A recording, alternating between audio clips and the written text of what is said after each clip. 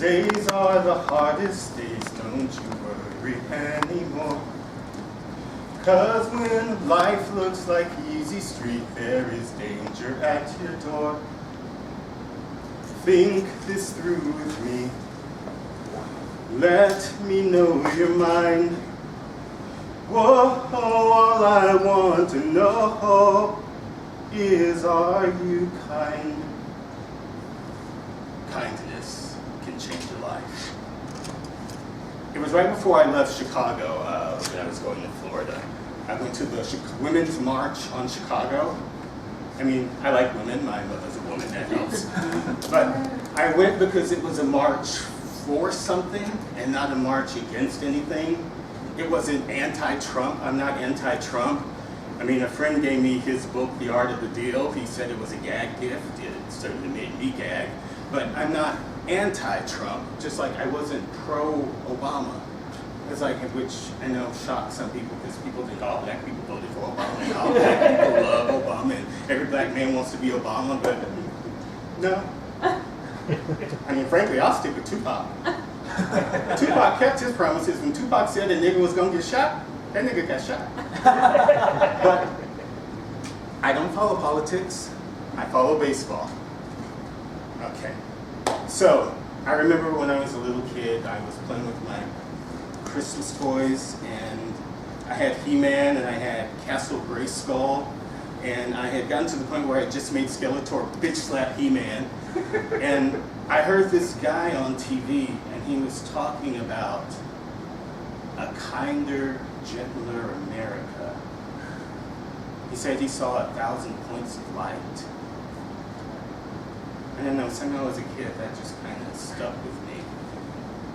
Later I found out that was George H.W. Bush and that was a presidential inauguration, but I don't know, the phrase just really resonated somehow with me even as a kid.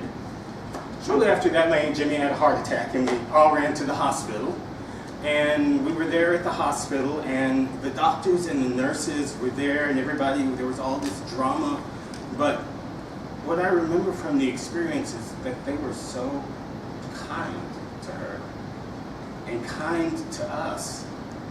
I mean, later as I grew up, I found out Aunt Jimmy was a crackhead and that she had had a heart attack that was kind of cocaine induced. And they gave her the option, she could either go to jail or she could go to rehab. She chose the latter and went to rehab. She finished rehab, she went on and got her master's. She put 2 kids through college, got her doctorate, and now is a professor at university. And I think maybe it was because of the kindness of those doctors and nurses that gave her the courage to make those next steps forward. Because, see, I think kindness can change a life. I remember my dad called the doctors and nurses there. He said, angels of mercy. That's what they were, angels of mercy. So, anyway, I come back to Chicago after being in Florida for a while, and the most amusing thing about being in Florida is that Chicago makes the news everywhere. Everywhere you go, Chicago makes the news because of all the shootings. It's like you turn on the news and you're like, this person got shot, this person got shot, this person got shot, this person got shot. And it was just like, one of the statistics that I heard was that there were over 4,500 shootings in Chicago. And if you break that down, that's every other hour in Chicago, somebody gets shot. And I started thinking about, it's not helpful for people to say things like, oh, that nigga got shot, when the situation is that serious. And then I also started thinking about all the people getting shot are people that look like me. And it kind of made me want to cry.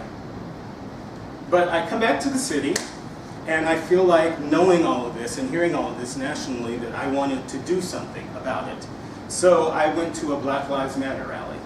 And I'm marching up and down Michigan Avenue, which incidentally is like 2 blocks from where I work. I looked up and I saw, oh, there's my office right there. But I'm marching up and down Michigan Avenue carrying my Black Lives Matter sign. And the street is lined both ways with cops because they're protecting our right to free speech, our right to do this. And I'm marching and we're chanting and there are people trying to get at us from both sides. And I look at the wall of people and my eyes catch one of the policemen who happened to be a white policeman, and I don't know, something within me changed at that moment, because it's an atrocity, it's almost genocide what's going on here in Chicago. And yes, Black Lives Matter, but when I looked in that officer's eyes, I realized that all lives matter. And the problem is much bigger than anything we can reduce it to.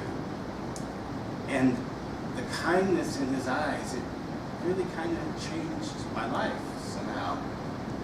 It's funny, I read the Bible a lot, and it talks about the Israelites, and it talks about the land, they're going to the land overflowing with milk and honey, and that's a King James Version. But when you break it down and go back to the root of it in the Greek and the Aramaic, that idiom, land of milk and honey, milk is often translated as kindness. And when I heard that, it was kind of like, for me, the debate is over. You see, I'm done crying over spilled milk. This is a land where the milk of human kindness is overflowing here in Chicago, and I'm not crying over it anymore. I'm going to celebrate it. It's like we are the first state east of the Mississippi that allowed women the right to vote in a presidential election. We are the city where African Americans came during the Great Migration from north, south, east, west, because Chicago promised hope and freedom and promise. We are the state that actually built the first skyscrapers. So I challenge you today, when somebody starts talking about all the bad things about Chicago and all what's wrong with Chicago, that you remember what's right with it. We are a kind people. We are a land overflowing with milk and honey. I don't know, I think maybe sometimes I'm a little optimistic, but I often picture a kinder, gentler Chicago. You know, I see 1,000 points of light. In fact, I think 1,000 points of light is just the beginning. Go Cubs. That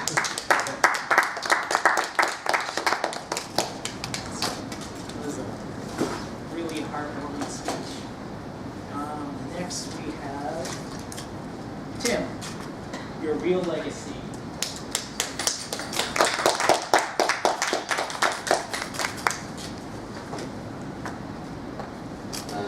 If you were here last time, maybe you started thinking about your legacy. If you weren't here last time, have you ever thought about your legacy? What that means? Probably not. Probably not. Now, if you're young, you think of legacy as being something optimistic, great, the land of milk and honey, wonderful. But when you get older, you realize when you talk about legacy, they really talk about you dead. What's going to happen after you're dead, laid out in a coffin? What are people going to think? That's what legacy really means. When you talk about your legacy, that's really what it comes down to. So you may wonder, Tim, how do you get so morbid? Why are you thinking about this, about legacy and this weird stuff? Where does this come from? And it happened because of a Toastmasters contest. I was in a Toastmasters contest, and they said, what do you want your legacy to be? And I said, something. But the question stuck with me. I started thinking, legacy, what is my legacy? What is a legacy anyway? How much control do I have over my legacy? And that question stuck with me, and I happened to be reading, and I read about a guy called A.A. Milne. And again, if you were last time, you probably now know A.A. Milne. Anybody remember A.A. Milne? What did he do? Nobody? Anybody who wasn't here last time? Remember about A.A. Milne? No? Must not have a very good legacy then. Exactly. A.A. Milne. Winnie the Pooh. Winnie the Pooh, yes. He was the writer of Winnie the Pooh, children's book. Exactly. But, you know, not a big legacy. That's what he was known for. But if you weren't here last time, maybe you don't know that A.A. Milne also wrote many plays. He wrote many novels. He had a regular correspondence that he kept in an academic magazine. He wrote regularly for that. But after Winnie the Pooh came out, this book, everything changed. All of a sudden he went from a novelist, a playwright, to children's book author. And he just hated it. It's not what he wanted his legacy to be. He didn't want people to remember that. And he got bitter about it, upset. It created problems with him and his kid. He'd written basically this book about the kid and his stuffed bear. And in fact, if you had talked to A.A. Milne at that time, and asked him about it, he probably would have said something like, wouldn't it be horrible if all I'm remembered for after I'm dead is I wrote a story about my kid's stuffed bear? A.A. Milne couldn't control his legacy. What happens after you're dead, you don't know. Now maybe you're thinking, Tim, but what about somebody really famous like Steve Jobs? Steve Jobs, I mean, he created Apple. Dan's guy, Steve Jobs, yeah, he created a whole business in his garage, a multi-million to change technology. And you're right. If you happen to create a multi-million-dollar business in your garage, and you change technology in such a way it'll never be the same again, they'll probably remember you for that. But if not, and I'm thinking most of you don't fall into that category. Joe? No? Not yet. Not yet. Working on it. Working on it. Probably not. So raise this question, what do you want your legacy to be? Why bother? What does it matter? Legacy, who cares? After you're dead and gone, what does it matter? Because after you're dead and gone, there's no upside to a legacy, right? You're gone. Doesn't matter. But what if you could create your legacy now? What if right now could be something that you could be remembered for? Not in the future after you're dead, but right now, right here, this book. So that idea also interests me. Started reading up different things, and I found out, I learned, it's a simple way to do it. All you have to do is to share what you know. Share what you know. You have no control over what happens if you're dead, if you're gone, but right now you could have a living legacy of just sharing what you know. Maybe it was an experience you had out in a protest when suddenly your mind was changed. You had a sea change. Somebody thought of things differently. Maybe it's an experience you had with a great product. You think everybody else ought to hear about it, know about it. Share what you know. Now, there's no guarantee that people are actually going to act and do anything in what you're talking about. That may not happen.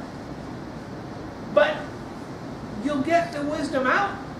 People will hear what they need to hear. Probably in that moment, they'll remember you. Oh, thanks. Thanks, Michelle. Great idea. Thanks, Dan. I want to try out Apple now. Interesting idea. I'm going to think about that. Different way to look at Black Lives Matter. All lives matter. Share what you know. And if you start doing that, maybe you'll put aside an idea of future glory, if you ever had it. And instead of thinking, what are people going to think? Well, how am I going to make history? How am I going to live down the ages? Forget about that. And just right now, if you can make the world a little better, make people a little better, share it a little bit more, bring insurance to more people, share what you know, make the world a better place, and that is your real legacy.